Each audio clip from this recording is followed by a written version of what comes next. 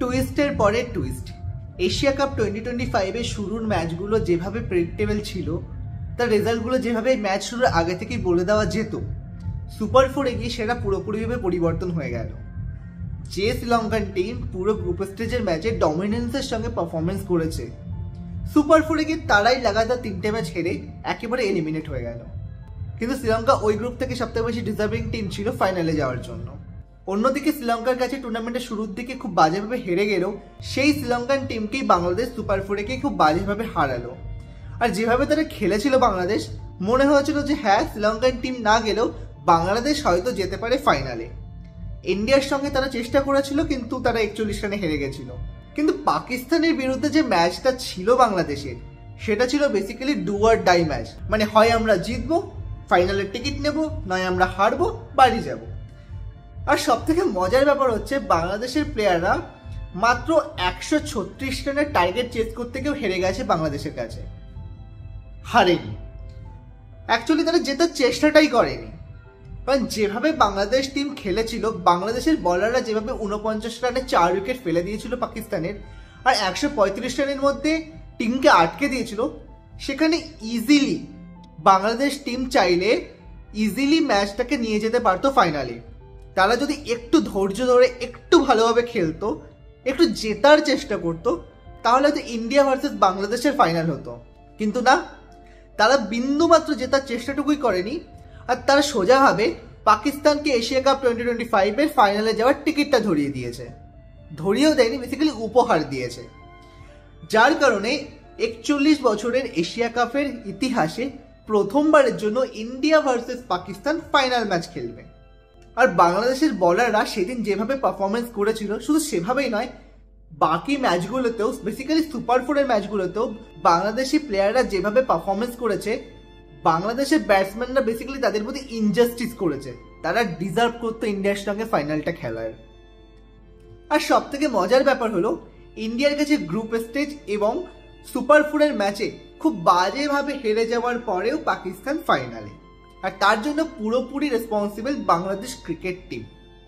তাদের বাজে ফিল্ডিং, বাজে ব্যাটিং কোয়ালিটি আর বাজে দায়িত্ব নির্ভরশীলতার কারণেই পাকিস্তান ভার্সেস ইন্ডিয়ার ম্যাচ হতে যাচ্ছে এই ফাইনালে। আর এসবের কারণেই ইন্ডিয়া ভার্সেস শ্রীলঙ্কার যে ম্যাচটা হলো, যে লাস্ট ম্যাচটা, সেটা পুরোপুরিভাবে একটা ফর্মালিটির ম্যাচ হয়ে দাঁড়িয়েছিল। কিন্তু ফর্মালিটির ম্যাচ হলেও পুরো টুর্নামেন্টের সব থেকে ইন্টারেস্টিং আর সব থেকে ভালো ম্যাচ ছিল এটা। কারণ শ্রীলঙ্কান প্লেয়াররা যেভাবে খেলেছে ইন্ডিয়ার বিরুদ্ধে, 202 রানের টার্গেট চেস করতে গিয়ে 202 রান করেছে এবং ম্যাচটাকে সুপার ওভারে নিয়ে গেছে। হ্যাঁ, অবশ্যই ইন্ডিয়ান প্লেয়ার যেমন কুলদীপ যাদব বা বরুণ চক্রবর্তী বা অক্ষয় প্যাটেলের অনেক রেসপন্সিবিলিটি রয়েছে এর পেছনে, যে ইন্ডিয়াকে ম্যাচটাকে হারার দিক থেকে আটকে দিয়েছে তারা মিডিল ওভারের বলগুলো করে। কিন্তু ঠিক 202 রানের রান চেস করতে যাওয়া, সেখানে পৌঁছে যাওয়া, সেটা আগের দুটো ম্যাচ থেকে মনে হয়নি যে শ্রীলঙ্কা করতে পারবে। কিন্তু যেভাবে সেখানকার নিশাঙ্কা বা কুশল পেরেরা খেলেছে, বা সেই টিমের প্লেয়াররা যেভাবে পারফরমেন্স দেখিয়েছে সুপার ওভার অব্দি নিয়ে যাওয়ার, তার জন্য তো প্রশংসা করতেই হয় শ্রীলঙ্কান প্লেয়ারদের। যেভাবে তারা ইন্ডিয়ার বিরুদ্ধে খেলেছে, সেম খেলাটা যদি তারা পাকিস্তান কিংবা বাংলাদেশের সঙ্গে সুপার ফোরে খেলতো, তাহলে ফাইনালটা ইন্ডিয়া ভার্সেস শ্রীলঙ্কারই হতে পারত। আর ম্যাচের শুরুর দিক থেকেই শ্রীলঙ্কা খুব ভালোভাবে খেলছিল। হয়তো শেষের দিকে গিয়ে তাদের ছন্দ পতন হয়েছে, তারা একটু বাজে খেলেছে, কিন্তু তারা যেভাবে খেলেছে তাদের জন্য তাদের অ্যাপ্রিসিয়েশন করাটা খুবই দরকার। And salute to whole Sri Lanka team. কারণ যেভাবে ইন্ডিয়া খেলছিল, বা যে টুর্নামেন্টে পুরোভাবে ইন্ডিয়া খেলে এসছে, শুধু যে এশিয়ান কাপ সেটাই নয়, T20-24 ওয়ার্ল্ড কাপ থেকে শুরু করে এখন অব্দি যে ইন্ডিয়া খেলে এসছে, সেখানে লাস্ট কবে ইন্ডিয়া হেরেছে সেটা হয়তো কেউই ঠিক করে বলতে পারবে না। কিন্তু যখন ইন্ডিয়ার এই ওভার কনফিডেন্সটা ধীরে ধীরে বেড়ে যাচ্ছে, সেখানে এরকম একটা শ্রীলঙ্কার ম্যাচ দরকার, যেখানে তারা চোখে আঙুল দিয়ে দেখিয়ে দেবে শুধুমাত্র টিমে একটা অভিষেক শর্মা নেই যে রান করবে, বা শুধু একটা টিমে বুমরা বা কুলদীপ যাদব নেই যারা উইকেট নেওয়ার জন্য আসবে। টিমের যে মিডিল অর্ডার ব্যাটসম্যান আছে, তাদেরকেও ঠিকভাবে রেসপন্সিবিলিটি পালন করতে হবে, তাদের দায়িত্ব থেকে এগিয়ে এসে খেলতে হবে, তাদেরকে স্টেপ আপ করতে হবে। আর প্রত্যেকটা ম্যাচে সূর্যা কুমার যাদব যেভাবে ব্যাটিং এক্সপেরিমেন্ট করে গেছে, ওমানের ম্যাচ তো ঠিক আছে, কিন্তু বাংলাদেশের ম্যাচেও যেভাবে ব্যাটিং এক্সপেরিমেন্ট করেছে, কখনো সঞ্জু স্যামসনকে 6-7 নম্বরে পাঠিয়ে দিচ্ছে, কখনো তিলক ভার্মাকে 6-7 নম্বরে পাঠিয়ে দিচ্ছে, কখনো অক্ষর প্যাটেলকে পাঠিয়ে দিচ্ছে 3 নম্বরে। দিস ইজ নট ডান ইয়ার, এইভাবে হয় না। যখন তুমি একটা সিরিয়াস টুর্নামেন্ট খেলছো, যেখানে সিরিয়াস মোমেন্ট সেখানে তো কমসে কম ব্যাটিং অর্ডার ঠিক রাখো।